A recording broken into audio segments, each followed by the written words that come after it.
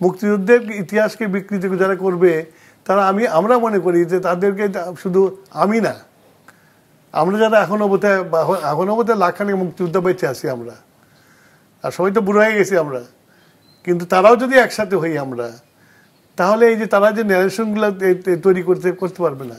এরাই তো আল বদর আনসাব করে, এরাই তো মালিকের ক্যাবিনেটে মিনিস্টার হয়েছে, এরাই তো পিস কমিটির চেয়ারম্যান হয়েছে, এরাই তো বাংলাদেশের মানুষকে হত্যা করছে, এরাই তো আল বদর আল সামস করে আমাদের মেয়েদেরকে পাকিস্তান আর্মির হাতে তুলে দেওয়া হয়েছে, এটা নাকি যুদ্ধকালে নাকি এটা জায়েজ, এটাও বলা হয়েছে।